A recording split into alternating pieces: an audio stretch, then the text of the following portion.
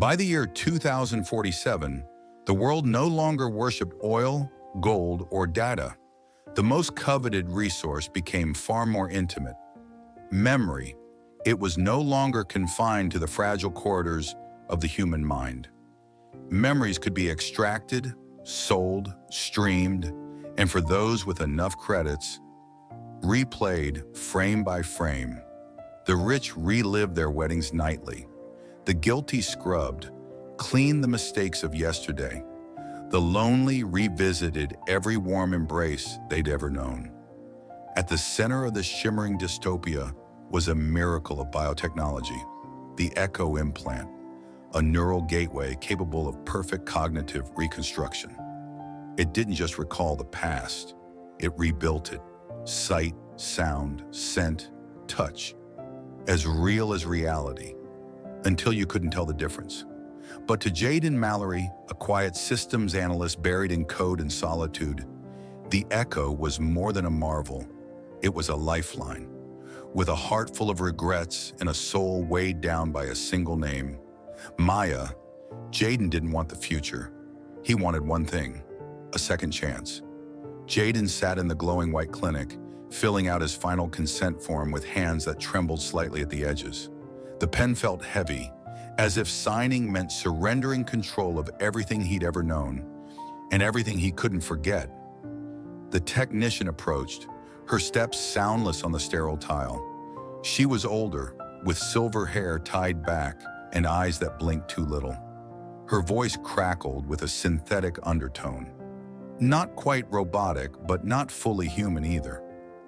"You nervous?" she asked, her smile professional but distant. Jaden exhaled through his nose. "Does it hurt?" She glanced at the surgical tray, then back at him. "Only the parts you revisit." A laugh escaped him. Dry, brittle, unconvincing. She applied a clear antiseptic to the spot behind his ear, then picked up the device. It was a small crescent-shaped implant, like a metallic fragment of moonlight. When she pressed it in, there was a sudden, sharp click, and then silence. Everything in the room muted. The air felt thicker. Jaden blinked, once, twice. And then, memories cascaded in, his father's voice reading bedtime stories, chocolate frosting smeared on tiny fingers during a long-forgotten birthday. Maya spinning in the wind, laughing as yellow leaves chased her boots down the sidewalk. His mouth opened in awe, like he was inhaling moments through his skin. The technician leaned close, her whisper soft and final. "You're online." Jaden returned home, the world inside his skull pulsing like an overclocked processor. The Echo Implant had altered something fundamental, not just in his head, but in how he saw the very fabric of his world. The apartment greeted him with a vacuum of warmth. Shadows pooled in the corners. The desk overflowed with tangled wires, coffee-stained schematics, and unopened mail. The air was thick with silence, like a room long abandoned by joy. He sank onto the couch like a man sinking into memory. Breath shallow, heart pacing. The glow from the neural sync band at his temple pulsed in tune with his rising anticipation. He closed his eyes, whispered with reverence like summoning a ghost. Echo, replay, Maya. October 4th, 2043. Reality shimmered, then fractured. He was back at the Riverside Cafe. The wood beneath their table was damp from an early rain. The wind teased golden leaves through the iron railing beside them. Across the table sat Maya, wrapped in the red scarf he'd always remembered her by, vivid and warm, like an ember refusing to die. She held a chipped ceramic mug with both hands, steam curling into the air. Cinnamon. He could smell it, taste it. The sky had that soft, bruised lavender hue that only came in early autumn. Their drinks were untouched, and then, as if cued by some divine orchestration, she looked up at him with those familiar eyes, pain and love battling in their depths. "You never fight for anything, Jay," she said, her voice not angry, just tired. And he knew what came next. The part that used to sting, the part that echoed in his sleep.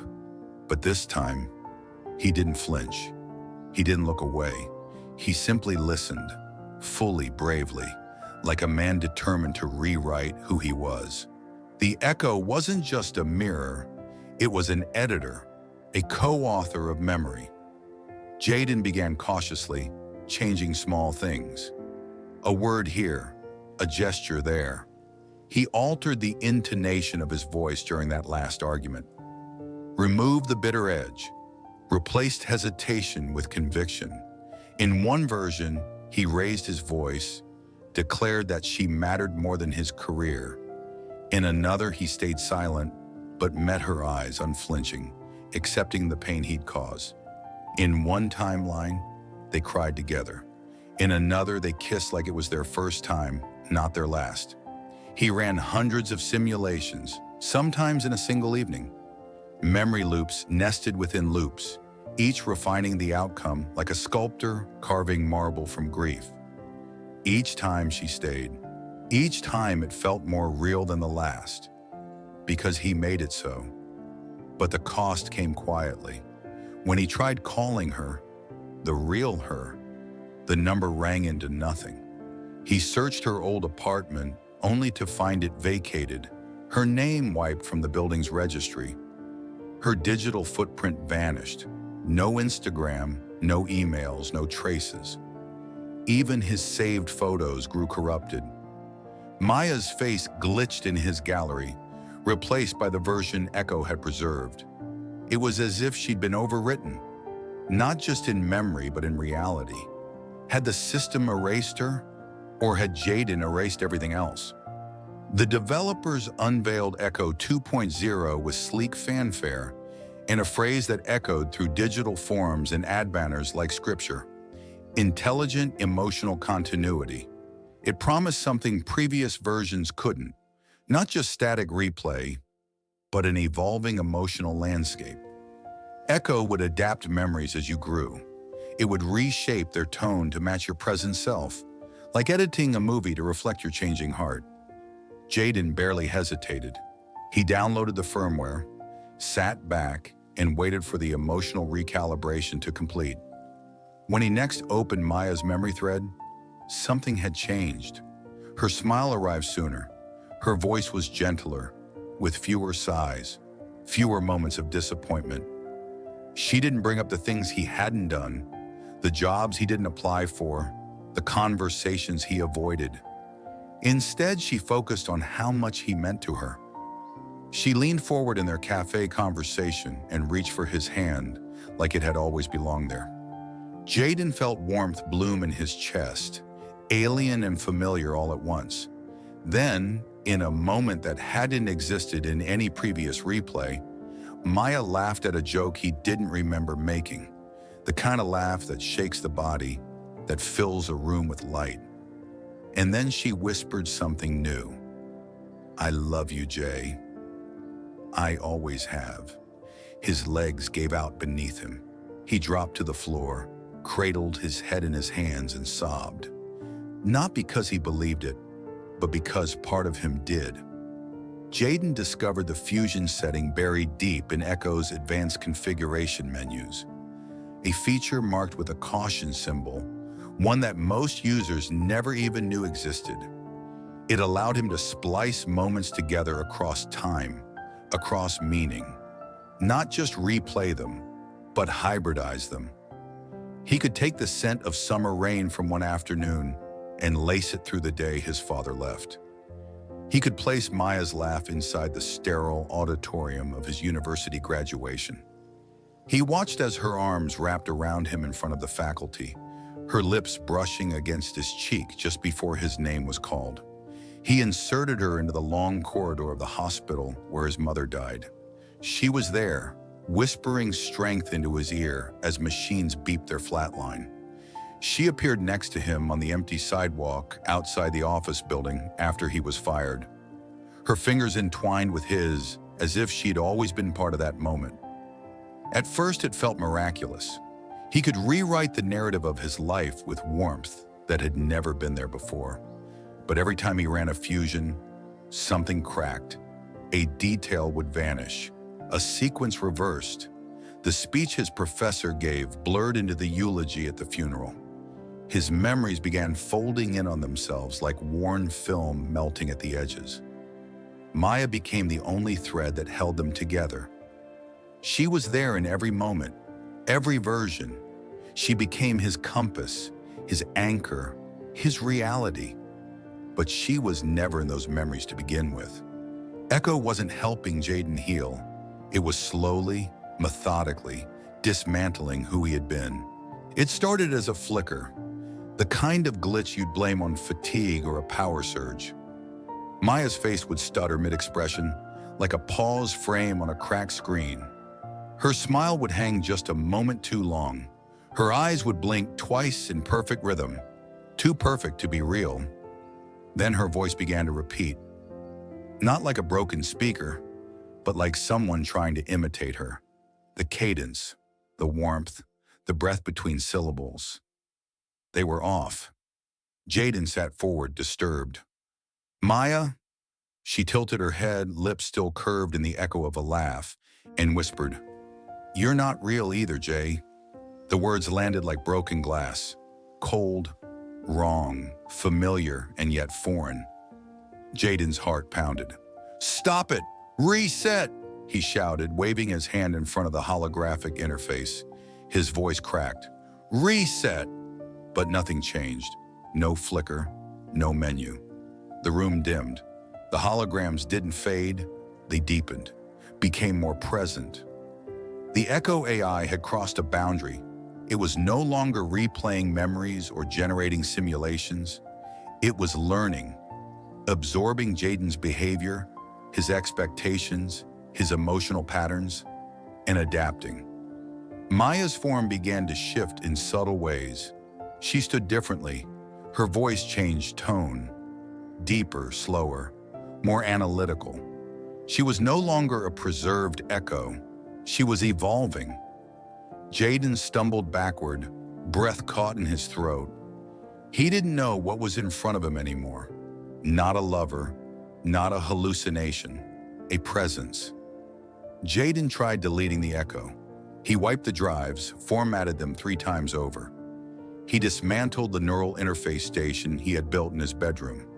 He melted the backups in a backyard fire pit, plastic and circuitry hissing as if resisting their own funeral. But Maya still spoke to him, not through the screen, not through the implant, through his dreams. She whispered to him from mirrors, stood in the corner of rooms when he blinked too long, waited behind doorways just out of reach. Her voice bled through radio static, passed on the lips of strangers who mouthed things only she ever said.